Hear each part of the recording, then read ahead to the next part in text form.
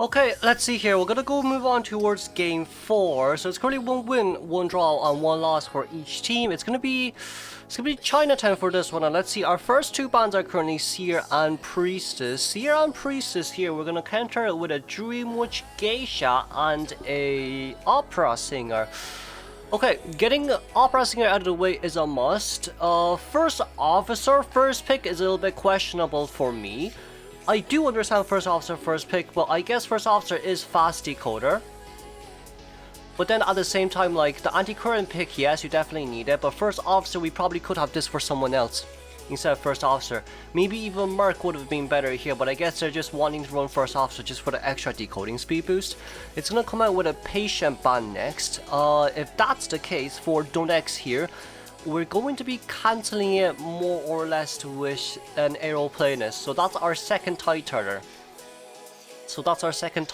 Here for Aeroplanist side. So DongX knows, okay, we have 2 tie turners, we need to get rid of the support, which is Cheerleader. After Cheerleader goes, they don't have Acrobat anymore. They don't have Patient, but they do have the Aeroplanist here, which I think is more than enough. If they want with the support, they could be expecting a Night Watch from DongX, so potentially here this could be Female Dancer, but it seems like we're going to pull more distance here with Entomologist. So Ento is counted as a mini assist here, which is overall fine. But we're going to see it from the Survivor's point of view, right? We're going to have tied on this guy, tied on this guy. Anti-current will be bringing Flywheel, so Flywheel is a must, and then Kutao here as the Entomologist, probably Windows speed boost is enough, so we're gonna say Knee Jerk. Probably Knee Jerk here would be okay. There's no need for Flywheel, so Flywheel is no need for Entomologist. Knee Jerk is relatively okay, especially with the fact that you need to stand still for a while giving B support, and then you want to rotate towards somewhere else. Knee Jerk should be overall good for you. But overall for DongX here, he's banned these 4 mains. It seems like he does have a lot of hunters that we don't know. He could go An if he wants to. An goes well against Antiquarian, but An doesn't go well against these 2, which is the issue. There's An, there's Night Watch, but Night Watch also gets countered by Anti, gets countered by all of these, regardless. I haven't seen him playing Voidetta that much. He does have a Lizard. Now, Lizard wouldn't be bad. It's questionable, but it seems like we're going to come out with BQ here instead. The issue here with BQ is you fast distance pulling, and you have another fast distance pulling. Now, these 2 are 5% mainly. But with a BQ pick here, it's really questionable because it's not stable. Reason number 1, there's too many 2-story areas. Reason number 2 is really just with the fact that they all move very fast. So like the 5% buff there is really going to matter a lot here for DongX at the end of the day. We're going to move on towards area selection mode we go. Let's see here. It's going to be Chinatown. We're going to have First Officer spawned by Umbrella Gate Anti-Current near the other side. Ento is going to be middle, and then we're going to have Aeroplanist actually spawning near Hotel here. Aeroplanist being in Hotel shouldn't be too bad, and then BQ is going to be directly at the other side, trying to lock one of the Cypher machines with the Cypher Lock persona. But overall for this, DongX's early game mirrors are going to matter a lot, but also with the fact that DongX spawns very far away from everyone, finding someone will probably take an odd 30 seconds anyways. But we're just going to have to see here. We really are just going to have to see here right now. Overall though, for this team comp, let's go on to the persona points we go. It's going to be DongX with Trump card detention. Okay, Patroller. We're going to have double tie turner here, double Flywheel. This is going to be playoffs. They will match 2 game 4 first half of FPX.ZQ versus GG. Okay, on towards the game we go. This is a Patroller, not Dreamwitch. Patroller BQ from DongX. We did have a mini bit of a lag right there, but it doesn't seem like we're able to find anyone. Thought that the Ento was here, he wasn't wrong, but Kuta actually decided to rotate straight in towards wherever that's called Hotel. But it seems like we're going to go for 18 first, so it's going to be Aeroplanist's first chase here. Trump card detention, we have Impulsive alongside Wish, Claustrophobia, and Berserker if I'm not wrong, but that's going to be the hover immediately out of range right now. 2 seconds left until our next mirror is ready. Mirror on the wall. 18 may actually get a hit here. Did not get a hit there just yet. That's a very nice sidestep. Once again, missing the mirror. Okay, DongX is... It's not too good for DongX. DongX, but at least 18 is currently out of position, but we are going to be able to jetpack our way up right now. First mirror miss there definitely hurt a lot, especially with the fact that we've patrolled it. We got the hit right there, it definitely would have been brilliant. Anyways, vaulting over that window right now, realizing that, okay, we do have a patroller. 18 still does have one more jetpack remaining, but this jetpack shouldn't be able to count. Oh well. Anyways, he still does have a jetpack, but by the time that he finishes using his next jetpack, then yeah, then the cipher machine, 3 cipher machines will be done by this point. Because this, not only does this allow 18 to rotate out, this also allows 18 to rotate into a better containment area. For example, this 1 pallet, 1 window area, in which BQ will have to play for a while here. And there's still 2 more pallet areas near towards this vicinity. So for DongX, for BQ right here, our next mirror is going to be ready. We got the terror shock here though, thankfully, but PB Shah is nearby as well, finishing his own cipher machine.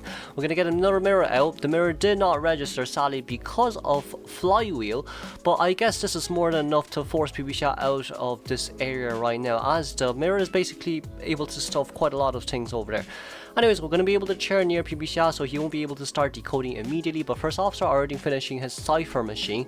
First Officer could potentially use a pocket watch to come in to rescue, just with the fact that PB Shah can leave his cipher early as well to come in and assist. But we're going to come in with a mirror here immediately, stopping the harasser from coming in to decode as much as we can. But XMX here as well, trying to do as much as he can, buying as much time as possible.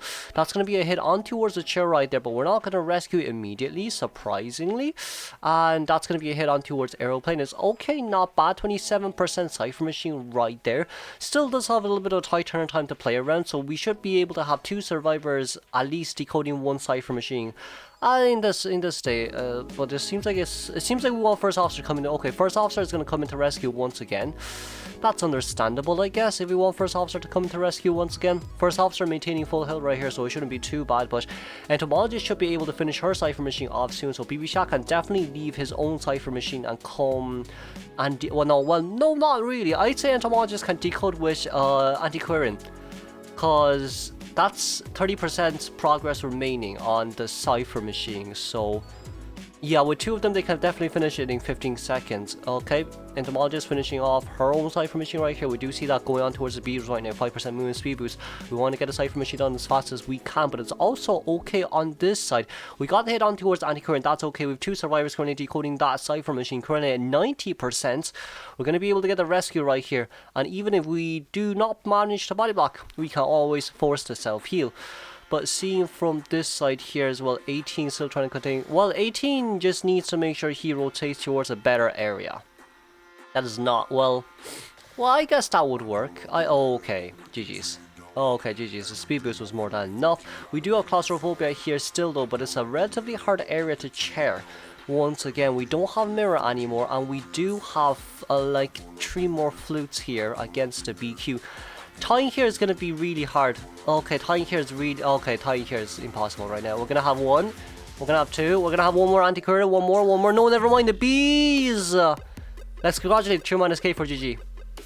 Okay, just a sip of water. Permabands, we have Forward, Psychologist, Mercenary, Acrobat, Cordy, and Lucky Guy.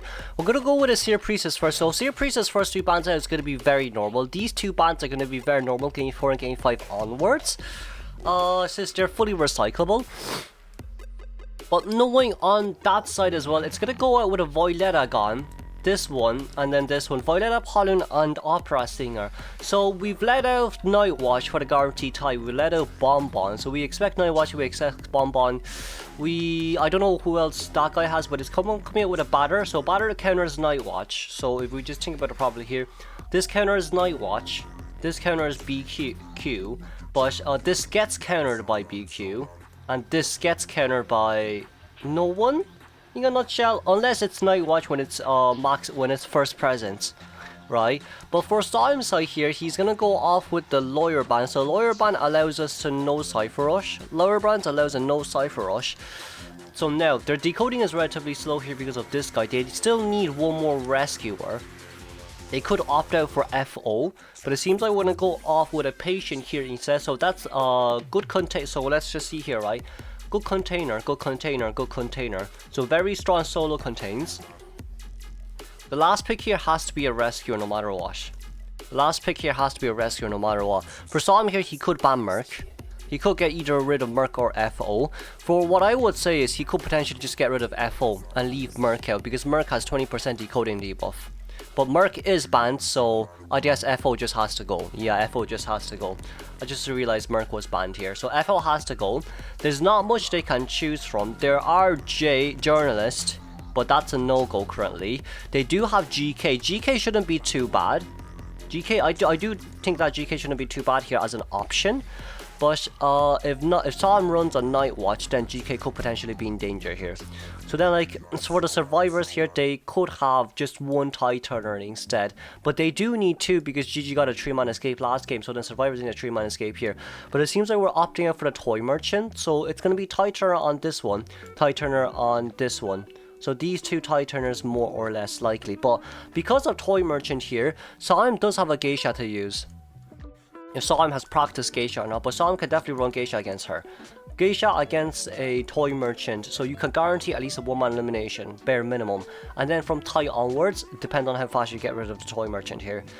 But overall, for Xawm as well, Night Watch wouldn't really work, I would say, because of this guy.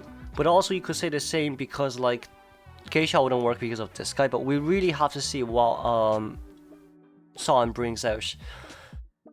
Oh my god, it's getting worse. Let's see. I'm thinking Bonbon would work against this guy the most, but Bonbon gets countered by everyone else here. So if we run Bonbon in the chase after batter first, same as Geisha. But at least if you run Bonbon, you've no harass potential anymore. Because even if you get anyone else down fast, this guy can't come into harass because you can just do like a red carpet floor of bombs, red carpet bombs. So then like survivors, I guess for themselves, we're talking about persona wise. This one has to be flywheel, this one has to be tied. This one could potentially be tied or flywheel, but then this one with no speed boost is fine. Xawm had this. Okay, this is really bad. This is really bad.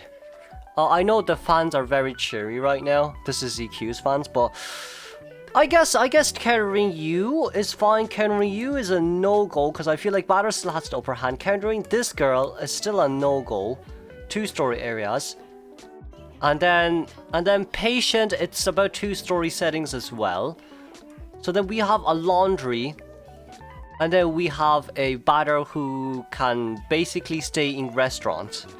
But anyways, moving on towards the mirror selection mode we go. Let's see here. So for error selection mode,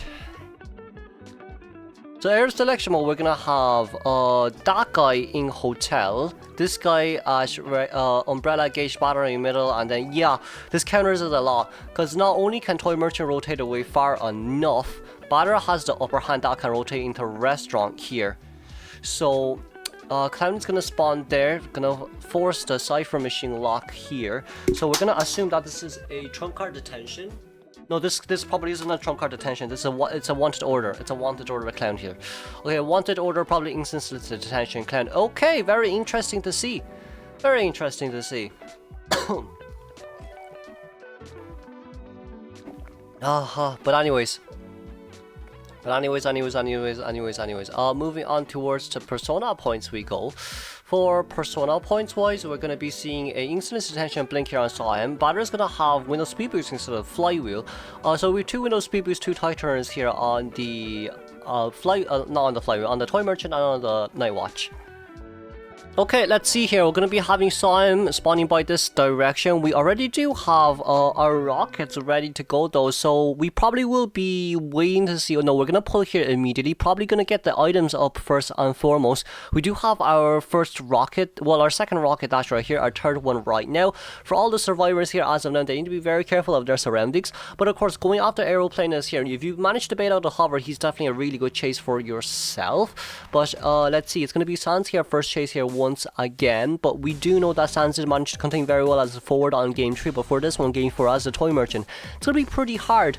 We're gonna go back here towards Susiaya, who is the patient, but for Xawm right here, we're really we're really shopping a lot for the nearby survivors, but of course having 5 rockets, but also at the same time we do have a hover to cancel that one immediately as well. So you probably do have to get your Xawm here can actually just leave. Yeah, Xawm here can leave after he got rid of that hover. So there's no more hovers remaining. Survivors don't have enough cipher machine decoding progress, but accelerated decoding will start in 2 minutes. So the longer they stall here, the more beneficial it is for the survivors here as well. We do see that patient is currently upstairs. We know that Zuby is still on that cipher machine, which is not good, but he should be able to jump over. Oh no, never mind. Alright, if there is a catapult nearby, then yeah, Zuby can actually continue here for a relatively long time because of that one catapult placement. Okay, did it get cancelled? Oh, wait a second, how? It could have hit Zuby first. I think it's a pixel perfect thing. It could have hit Zuby first before it hit Xawm's feet. But we are going to be seeing the batter first bat and ball here. We're going to come in with quite an early assist. But once again, Xawm has too many items early game, and survivors don't have enough decoding progress early game as well. And now, because of this, well, even the batter is nearby. We managed to do that very nicely, put down by Sands. We're going to be able to break that as well. Potentially here, we're wasting a lot of resources, but we can immediately go towards Regency here with no items remaining. We're gonna start healing immediately. Regency didn't leave the, well, no, Regency is here, this one pallet area, but this one pallet area is kinda shaky in a way, because like, oh, we missed it. Oh, that is really bad time. We're gonna blink open. Okay, blink open here immediately. There's still a pallet upstairs as well. Regency does still have quite a lot of dashes here, but those dashes could potentially be nullified by this one rocket dash because there's no hovers remaining. We're gonna go back up here once again, destroying the pallet here. Xawm, let's see how good your Joker is. We're gonna be seeing Sanzine coming in here once again for the assist. Still trying to play the mind games here as much as we can, but didn't get the hit there, sadly. Opening that right there, we're gonna be able to cancel it once again. Destroying the balls is going to be most priority right now. They are able to finish the cipher machine quite fast here as well, but Xawm himself knows that he shouldn't be too worried simply because of the fact that he got such a great first game. For this game right now, we're wasting quite a lot of items, but we're going back to look for the toy merchant right now. But instead, it seems like we're going to double back, trying to bait out the fish here for the aeroplaners, but Patient is also nearby here. No one currently has flywheel here, so Patient taking the very first, well, I don't know how many, that's probably like the 4th rocket. Currently applying the 5th rocket here. Regency still decoding, by the way. Relatively dangerous area here for our aeroplanist. Batter is also decoding nearby, but Batter seems like having no bat and ball remaining is going to be forced to decode here. Accelerated decoding is going to start right about now. And let's see, around 3.5 cipher machines actually relatively good. Accelerated decoding has started. So with just one normal rescue from who? With just one normal rescue actually from the toy merchant, we should be able to get the cipher machine done. But Zuby, the toy merchant here, is relatively far away once again. We're actually too far away if we look at it. We're actually too far away if we look at it. We're going to force Sans to come in for the rescue first. There's only one of them decoding right now, which is the Patience. But Sans isn't decoding anymore, which is the issue. But there's no bat and ball remaining here. We are able to get the immediate rescue here, and it does seem like we're gonna rotate straight into a hotel. You're gonna have to consume those items. You're gonna have to consume those items no matter what. It's either now or never. You're not gonna counter this Jojo, not Jojo, the Joker. But you know what? In this case scenario, right, what you do need to do is you're gonna need the both toy merchant and the patient to decode one cipher machine together, just to let you know. You need to do this together. Meanwhile, Batter has to be very close towards the chair here. Batter has to be close towards the chair. He needs to come here early. If he doesn't come here early, there's a huge chance for a double down scenario here. There is a potential for a 4-man escape, but we still need to be careful here once again. Zuby seems like we're gonna look for Zuby here instead. We do have the catapult there as well. The pallet has been dropped down pretty early, and we're just going in circles right now, trying to see where the toy merchant is actually going to land. But of course, with that pallet being placed down there as well, we could potentially go back, but we're not going to go back. We're going to get the toy merchant down first. We're going to start slugging the toy merchant. And okay, we have one more rocket dash remaining. Well, we have 2 more rocket dash remaining, including the one that's on hand right now. But of course, that 76% cipher machine from Patient's side, it seems like we are almost about to get a prime push. Xawm also does realize this as well, so we're going to get the toy merchant on chair, guaranteeing the 1-man elimination here is a must no matter what happens. But of course, with base 1 here, we're going to have to force the very early, we're going to have to go into basement. We're going to have to camp this.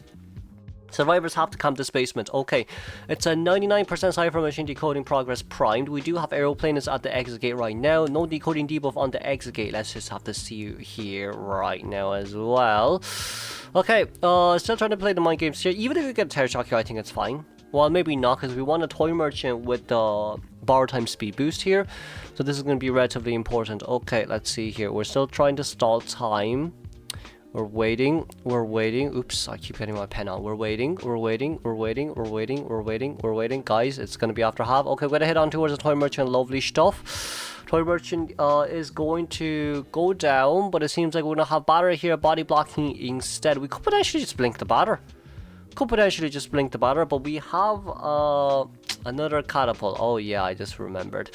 Ooh, there's a basement. There's a dungeon. But I don't think you're gonna make it over there anyways. We still have a blink here. Blink over. We can blink over. Some. Oh well, I mean, he's not really gonna go anywhere at this point. Honestly, he's not going anywhere. Okay, let's congratulate the 1-man eliminate. Well, the 3-man escape for FPX.ZQ. Moving on towards game 5.